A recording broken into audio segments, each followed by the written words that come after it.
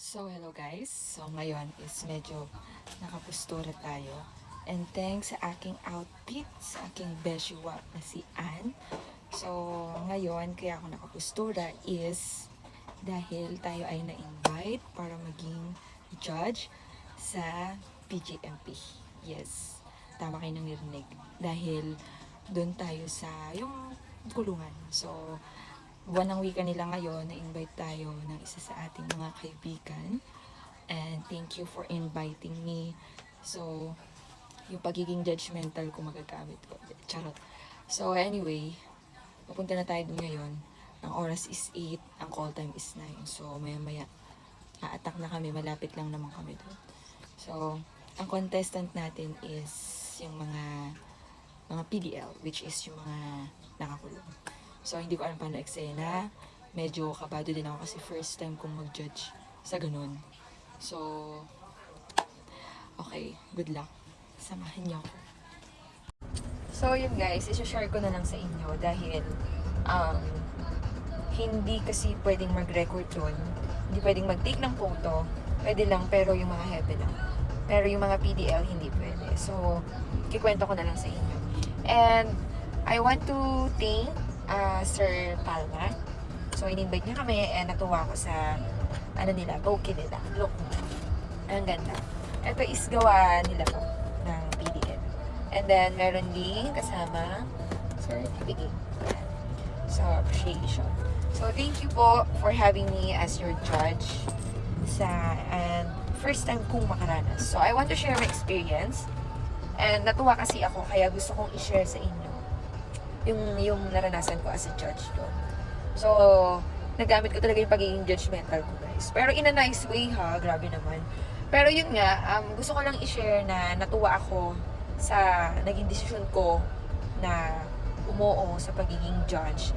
Dahil natuwa ako sa mga nakita ko, sa mga narinig kong kwento nila, at saka nakita ko doon yung kababata ko. So, yung experience ko doon is hindi kasi pwede yun nga, hindi pwede yung mag-take ng photo. So, dapat nga itong phone is kukumpiskahin. So, may kailangan kasi akong kontakin, kaya nakiusap na lang sila na hindi pwedeng mag-take ng photo. Hindi sila pwedeng kuhaan ng picture, in short.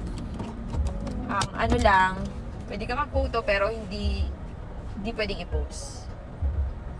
And for good is wag na mag-take ng photo. So, yun. So, nagsimula na kami. And then, natuwa ko kasi the whole time na ginajudge ko sila sa aking isip para maging maayos yung kanilang program. Hindi mo sukat akalain na bakit sila nandun. Kasi, ang tatalino. May mga itsura. Parang mapapaisip ka na, ha? Ba't parang hindi ka naman bagay dito? Ganon.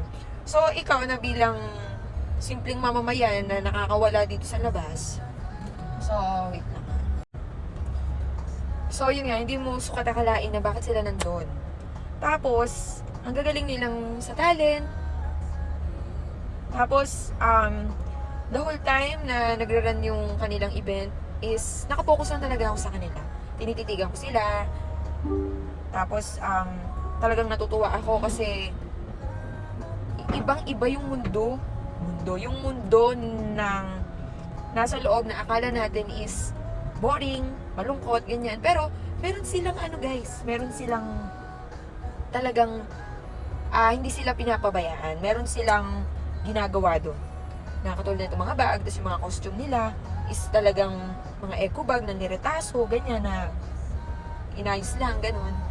And then, yung mga talent nila guys, as in, parang hindi pang doon, ganun. Sabi sa akin, yung talent ng isa na ang galing-galing mag-beatbox, is doon lang daw niya na-discover. Tapos yung kababata ko na nag-perform, tuwan-tuwa ako kasi nag-perform yun. Tapos nakulong siya ulit. Tapos doon siya nag-perform, doon ko siya ulit nakita. Sayang yung talent eh. Doon ako nang hinayang. Yung time, yung talent, yung buhay. Sayang. Kaya, karamihan ng mga nandun, mga kapatid nating Muslim, ganyan, na alam nyo na kung saan, ba't nandun. So, sayang. Tapos yung, syempre, buwan ng wika nila, ang tema nila, is pang Pilipino, talagang sinasagisag nila yung kanilang kultura. So, nakakatuwa kasi kahit ganun is, ang ayos nila mag-isip guys. Parang, tas ang lilinis nila as in, ang puputi, ang kikinis, na parang mas malinis pa sa mga naka-uniforme. Tapos, meron doon, nakakwentuhan ko pa, sinare niya yung buhay niya, ba't siya nandun. So, ikikip ko na ng friend. Pero na-appreciate ko yun kasi, hindi naman nila ako kilala eh. Pero, alam mo yun, bigla silang nag-share sa inyo na kahit di naman nila kayo kilalang lubusan. Tapos meron doon, natutuwa ko kasi yung parang tanong sa kanya is, ano yung parang ang pinakano niya, ano yung ipaparanas mo sa susunod na henerasyon. Ganyan, kung ikaw ang mananalo bilang isang lakambini. So yung sagot niya doon is, paparanas ko yung hindi ko naranasan, yung doon ako natuwa na hindi ko iaano sa kanila yung kung ano ko sa labas kaya ako nandito.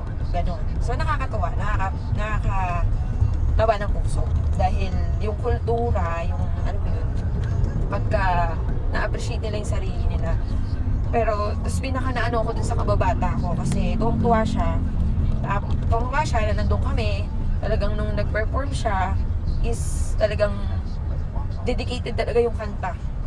Ganon. Tapos nung after event, nagkamustahan kami. Tapos nalungkot ako kasi nung kinamusta niya yung lola niya sa amin, kasi kapitbahay lang namin sila, sinabi namin na wala na, matagal na. So sabi niya, hala, parang na-disappoint siya kasi ang tagal niya nakakulong, wala man lang dumadala, wala man lang nagsabi sa kanya na patay na yung lola niya. Naano ko kasi, yung lola niya is, yun din yung nagpalaki sa kanya katulad nung sa amin. Na simula pagkabata, yun ang humawak, tumutok. Tapos hindi niya nalaman na patay na pala yung lola niya. So nakakalungkot. So wala daw dumadalaw, sabi nung nagbabantay doon. Kaya, alam mo yun, nakakalungkot talaga. Dahil hindi ko in-expect na may mga ganun pala talaga. Kasi hindi ko naman masisi din dahil paulit-ulit na rin. So, naisipan ko ngayon na palabas din kasi ako. Nabibilan ko siya, inipapabot ko na lang dun sa tropa. Doon sa BGMP. Bibilang ko siya ng mga kailangan niya, like mga sabon, shampoo.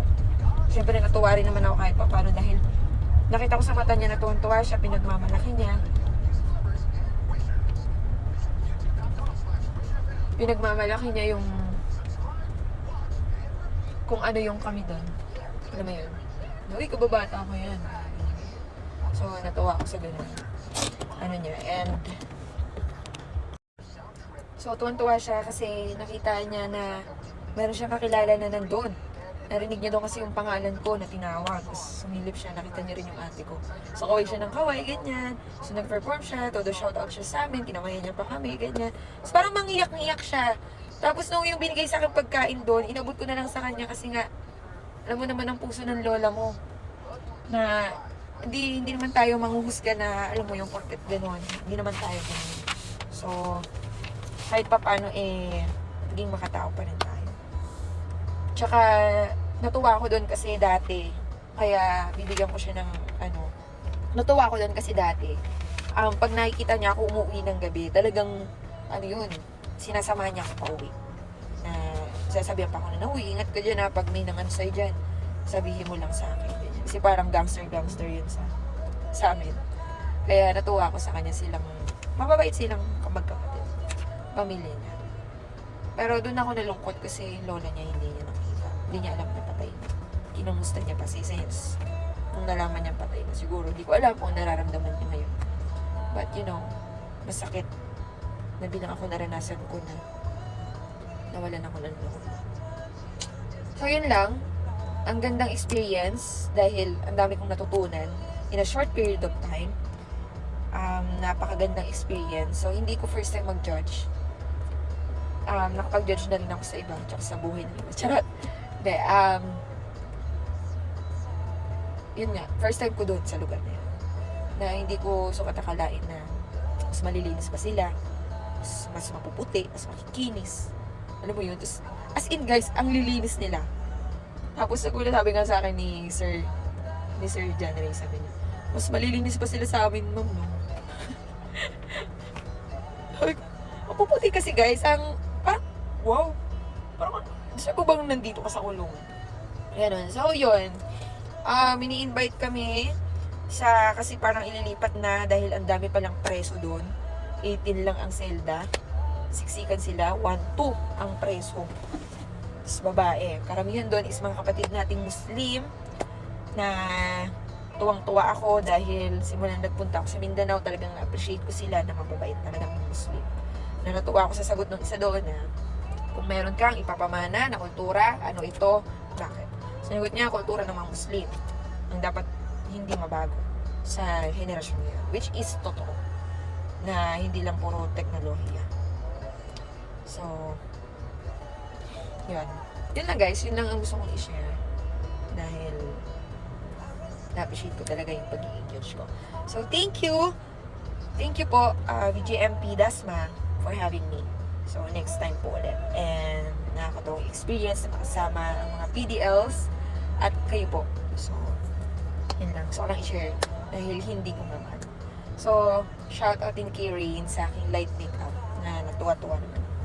So, yun lang guys. And thank you dahil kinaga nyo tong video kasi gusto ko lang talaga mag-share. So, yun lang. Bye-bye!